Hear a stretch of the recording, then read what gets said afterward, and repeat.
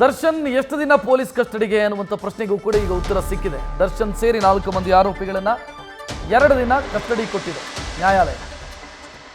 ಇನ್ನೂ 2 ದಿನ ಅನ್ನಪೂರ್ಣೇಶ್ವರಿ ನಗರ ಪೊಲೀಸ್ ಠಾಣೆಯಲ್ಲಿ ದರ್ಶನ್ ವಿಚಾರಣೆಯನ್ನು ಎದುರಿಸಬೇಕಿದೆ. 4 ಮಂದಿಯನ್ನ ಕೂಡ ದರ್ಶನ್ ಸೇರಿ ಒಟ್ಟು 4 ಮಂದಿ ಆರೋಪಿಗಳನ್ನ 2 ದಿನ ಪೊಲೀಸ್ ಕಸ್ಟಡಿಗೆ ನ್ಯಾಯಾಲಯ ಕೊಟ್ಟಿರು. ದರ್ಶನ್, ಪ್ರದೂಷ್, ವಿನಯ್ ಮತ್ತು ಧನ್ರಾಜ್, ರಾಜು ಅಲಿಯಾಸ್ ಧನ್ರಾಜ್, ಈ 4 ಜನರನ್ನ ಕೂಡ 2 ದಿನ ಪೊಲೀಸ್ ಕಸ್ಟಡಿಗೆ ನ್ಯಾಯಾಲಯ ಕೊಟ್ಟಿರು.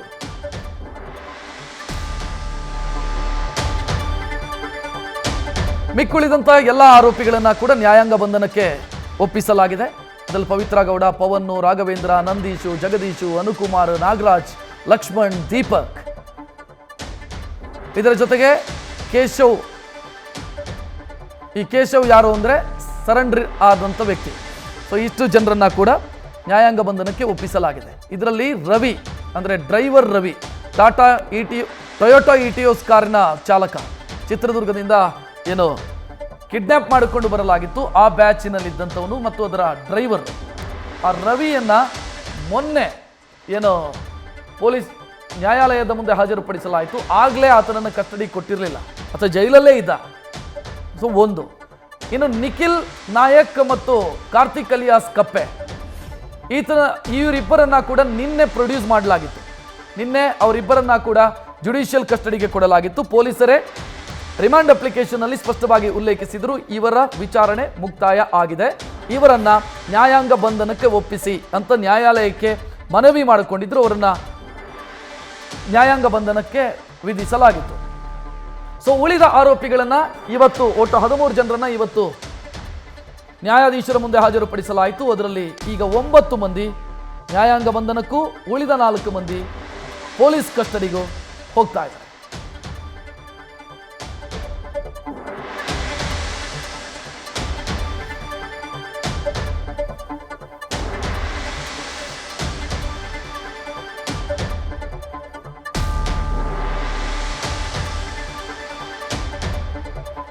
ಇನ್ನು ಶನಿವಾರ ಮತ್ತೆ ದರ್ಶನ್ನನ್ನ ಕೋರ್ಟ್ ಮುಂದೆ ಹಾಜರುಪಡಿಸಬೇಕಾಗತ್ತೆ. ಯಾಕಂತಂದ್ರೆ 2 ದಿನದ ಪೊಲೀಸ್ ಕಸ್ಟಡಿಯನ್ನ ಕೊಡಲಾಗಿರೋದ್ರಿಂದ ಶನಿವಾರಕ್ಕೆ ಕಸ್ಟಡಿ ಅವಧಿ ಮುಕ್ತಾಯ ಆಗತ್ತೆ. ಮತ್ತೆ ಇದೇ ಪ್ರೊಸೀಜರು ಮತ್ತೆ ನ್ಯಾಯಾಲಯದ ಮುಂದೆ ಹಾಜರುಪಡಿಸಬೇಕಾಗತ್ತೆ, ನ್ಯಾಯಾಧೀಶರ ಮುಂದೆ ಹಾಜರುಪಡಿಸಬೇಕಾಗತ್ತೆ.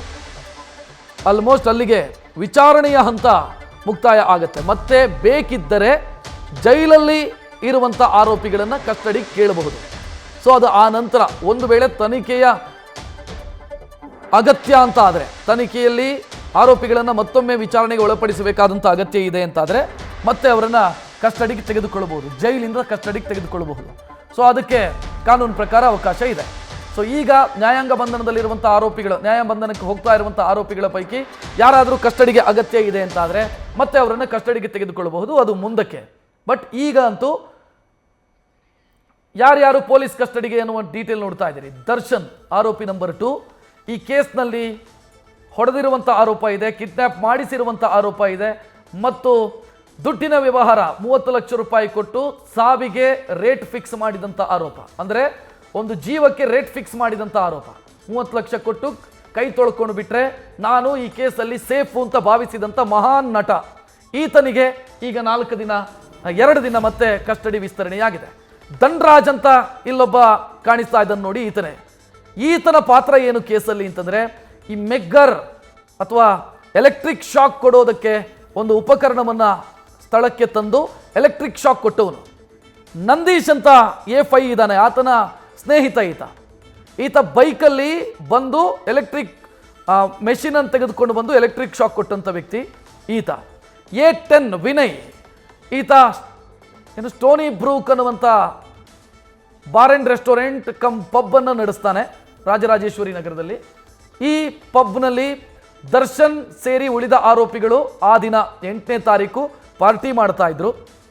ಮತ್ತು ವಿನಯ್ ಪ್ಲ್ಯಾನ್ ಕೊಟ್ಟಿರೋದೇ ವಿನಯ್, ಪಟ್ಟಣಗೆರೆಯ ಶೆಡ್ನಲ್ಲಿ ಹೊಡಿಯೋಣ ಅನ್ನುವಂಥ ಪ್ಲ್ಯಾನ್ ಕೊಟ್ಟಿರೋದು ವಿನಯ್.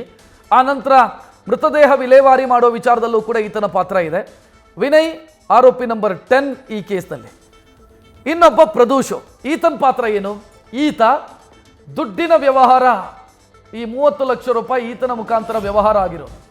ದರ್ಶನ್ 30 ಲಕ್ಷ ರೂಪಾಯಿ ಪ್ರದೂಷಿಗೆ ಕೊಟ್ಟು ಪ್ರದೂಷ್ ಅದನ್ನ ಉಳಿದವರಿಗೆ ಕೊಟ್ಟಿರೋದು. ಅಂದರೆ ಸರೆಂಡರ್ ಆದಂಥ 4 ಜನ, ರಾಘವೇಂದ್ರ, ಕಪ್ಪೆ ಅಲಿಯಾಸ್ ಕಾರ್ತಿಕ್, ನಿಖಿಲ್, ಇವರಿಗೆಲ್ಲ ದುಡ್ಡಿನ 5 ಲಕ್ಷ ರೂಪಾಯಿ ದುಡ್ಡು ಕೊಟ್ಟಿರೋದು ಈತ.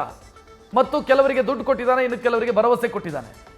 ನಿಮ್ಮನ್ನು ಜೈಲಿಂದ ಬಿಡಿಸ್ತೀವಿ, ಕೋರ್ಟ್ ಆಗುವಂಥ ಖರ್ಚ ಎಲ್ಲ ನಾವು ಭರಿಸ್ತೀವಿ ಅಂತೆಲ್ಲ ಭರವಸೆ ಕೊಟ್ಟು 4 ಮಂದಿಯನ್ನು ಸೆಟ್ ಮಾಡಿ ನಾವೇ ಕೊಂದಿರೋದು ಅಂತ ಪೊಲೀಸರ ಮುಂದೆ ಸರೆಂಡರ್ ಆಗೋ ಥರ ಮಾಡಿದವನು ಈ ಪ್ರದೂಷ್. ಸೊ ಒಟ್ಟು 4 ಜನ ಸದ್ಯ ಪೊಲೀಸ್ ಕಸ್ಟಡಿ. 2 ದಿನ 4 ಮಂದಿ ಆರೋಪಿಗಳನ್ನು ಕೂಡ ಪೊಲೀಸ್ ಕಸ್ಟಡಿಗೆ ಕೊಡಲಾಗಿದೆ.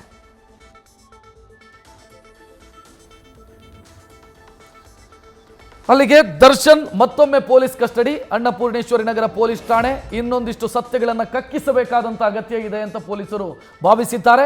ಆ ಕಾರಣಕ್ಕಾಗಿ ಆರೋಪಿಯನ್ನು ಕಸ್ಟಡಿಗೆ ಮತ್ತೆ 2 ದಿನ ಪಡ್ಕೊಂಡಿದ್ದಾರೆ. ಕಕ್ಕುವಂಥ ಸತ್ಯಗಳು ಏನು ಅನ್ನೋದು ಸದ್ಯಕ್ಕಿರುವಂಥ ಪ್ರಶ್ನೆ. ಯಾವ ವಿಚಾರ ಇನ್ನೂ ಕೂಡ ಆತನ ಮನಸ್ಸಲ್ಲಿ ಹೊಟ್ಟೆಯೊಳಗೆ ಇನ್ನೂ ಕೂಡ ಅಡಗಿಸಿಕೊಂಡು ಕೂತಿದ್ದಾನೋ ಗೊತ್ತಿಲ್ಲ. ಈ ಕೇಸಿಗೆ ಸಂಬಂಧಿಸಿದಂತೆ 2 ದಿನ ಪೊಲೀಸರು ಸತ್ಯ ಕಕ್ಕಿಸುವಂಥ ಕೆಲಸವನ್ನು ಮಾಡೋದಕ್ಕಿದ್ದಾರೆ.